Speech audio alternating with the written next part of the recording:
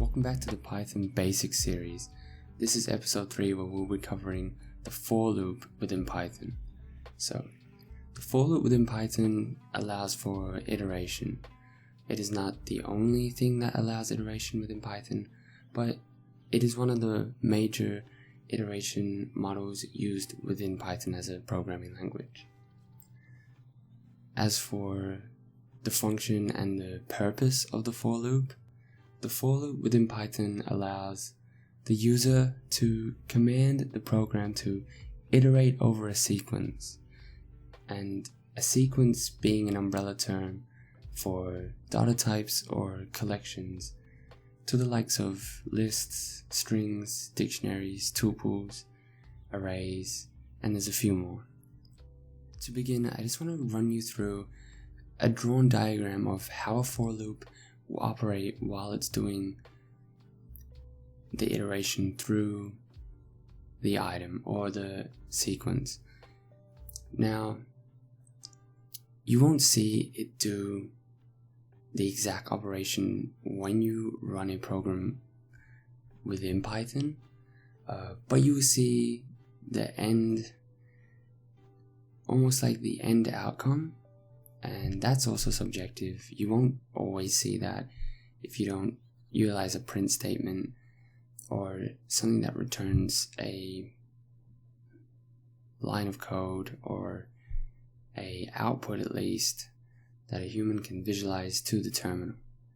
But you don't always have to do that. When you get into real world programming, there's a lot of for loops that do things that just contribute to other functions and other processes, but don't actually print to the terminal itself. Now, if we look at the diagram on screen, I've gone with the hello string that we've been using since video 1, and the for loop can iterate through a string. So say we have the word hello. It has 5 digits. Remembering back from basics 1, Python counts from 0. So our 5 digits are now 0, 1, 2, 3, and 4, in opposed to 1, 2, 3, 4, and 5. So the way a for loop works is it allows you to do something for every letter in the string. For example, if we're talking in terms of this diagram. So what I've drawn here is it goes into the first letter. So the first letter is H. Python recognizes this as 0, so it's the very first letter or the very first position within the entire string. So there's 4 positions that Python can iterate through, and it will start at the 0th position, and in our case it will end at the 4th position. If you have strings longer than hello, it will end at the position that the last letter is in, which will be, in terms of computer speak, it will be the length of the entire word or string minus 1 to account for it counting from 0 in opposed to 1. So in a for loop, as it's written in Python, as we'll see later on in the tutorial, it's written for x in string. So for example, ours would be for x in the string hello, or for x in hello, and x just means like index or position. So you could call that x anything. You could write for letter in hello, that makes more sense. Or you could write for dog in hello, like it just takes that as the position.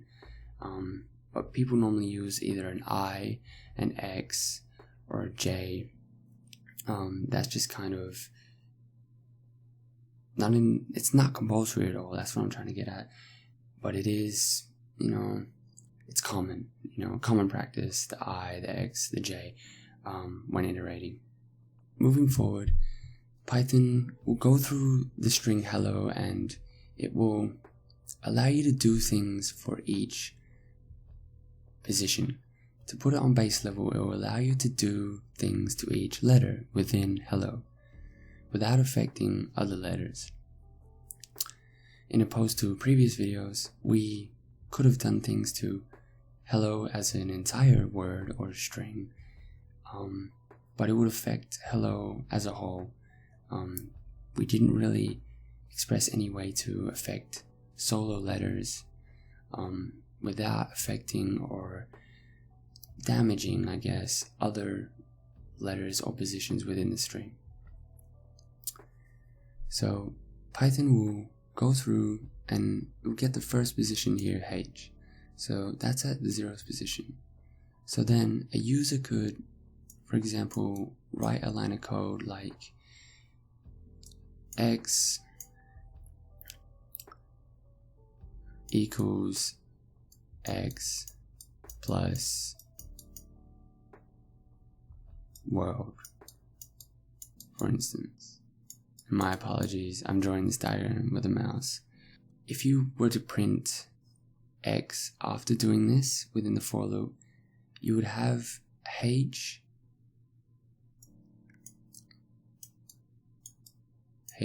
world like this. So it would have taken the initial value, which was H at the 0th position, and it would have taken your command to do at that X. So to put it in more simple terms, this is the 0th position, so X is acting as what position we're at. So you can kind of look at it as 0 equals 0 plus world. So the 0th position equals itself, which is H, plus the world. So it would end up with that.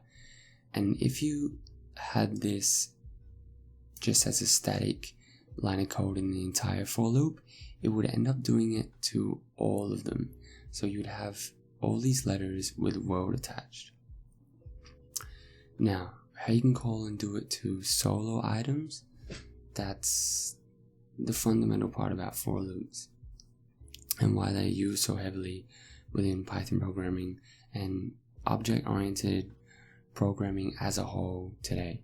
So for instance, if we said to do it for purely when X equals 0, it would only do it for that first H. Now, there's more efficient ways of doing this, which will be covered in the next video, which is if and else statements.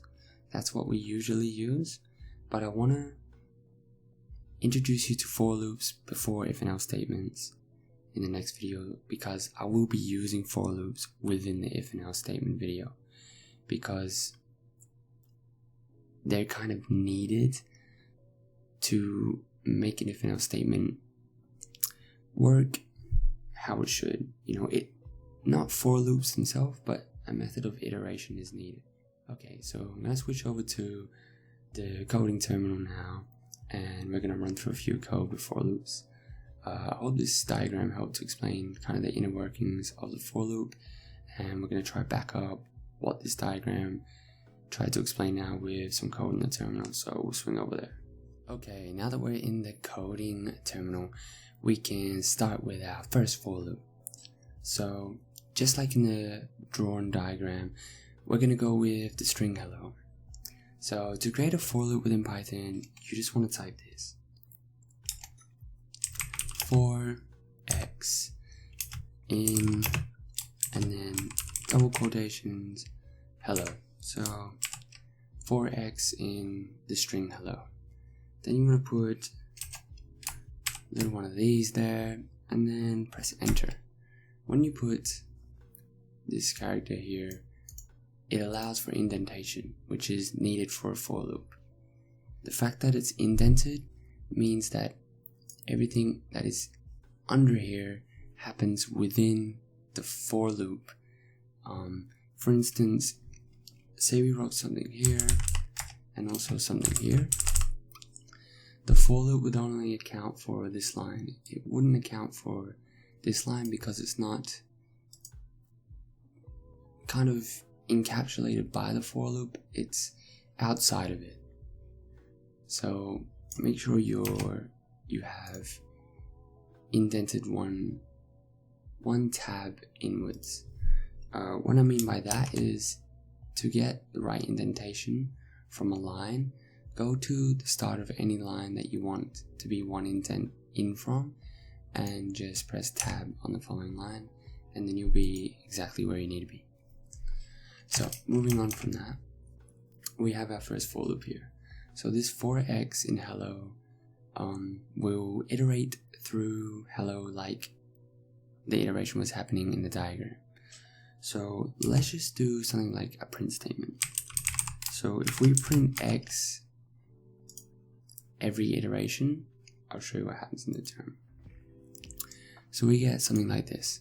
So it's printed every letter, right? So every x is a letter. So x is just basically acting as a position or an index in computer terms. So x0 or just 0 is h, 1, 2, 3, 4, and so forth, however long your string is. So just for the basics for for loops, without involving any if and else statements until the next video in the series, we can do some little funky things within the for loop. So say for instance, we want every letter within our string to get the string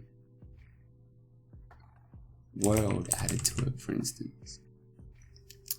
Now, if we also do a print statement after that line of code for x, so we can see it in the terminal again, we will get the following. I'm just going to run it and let you see what happens. So we get this. So for every position in this string hello, it's had the string or the word world added to it, as you can see here. So we got H world, E world, L world, L world, O world. So that's kind of how for loops work. So this command has been done for every X in hello, or every letter in hello, or every index. A lot of ways to look at it, but it just accounts for every item in anything that can be iterated through within Python. So, pretty basic video today, guys. I'm just going to show you a few more cool functions that for loops can do, and besides that, we'll pretty much be done with for loops and the for loop within Python. Next video will be quite a larger one, covering if and else statements, and also if and else statements predominantly integrated with for loops. So this will allow us to get close to creating our first mini program and things of that nature. Okay, the first little thing I want to cover is the range function. So the range function appears like this within Python, and don't forget that little character at the end. And what the range function lets you do is like iterate through a range of numbers without having a starting item that you're iterating through. So if we just put a 1 and an 11 there, and 11 is because the count from 0, so this will actually end up being 10, but we need to put 11 there to account for that. So if we just print x in this for loop, x like that, and we run that, we can see what happens. We get 1, 2, 3, 4, 5, 6, 7, 8, 9, 10. So this is letting us do something for every number within a range of 1 to 10, both included 1 and 10. So with the range function, you can do things like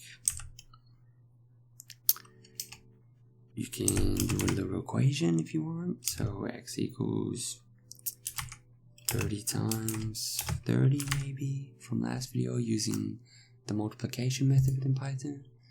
And then always the print x if we want to see it in the terminal. We run this, we get all 900s now, so it's taken every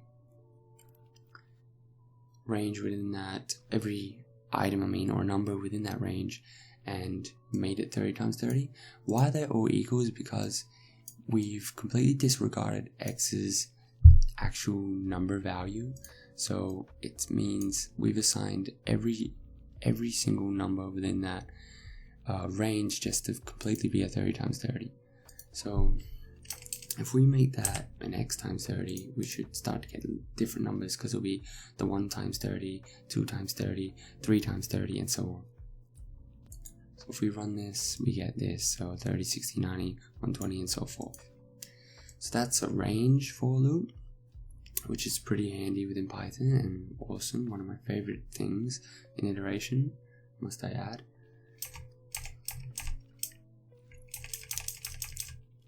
So finally, with for loops, all the basics of for loops, I want to just cover nested loops. So this is kind of a for loop within a for loop.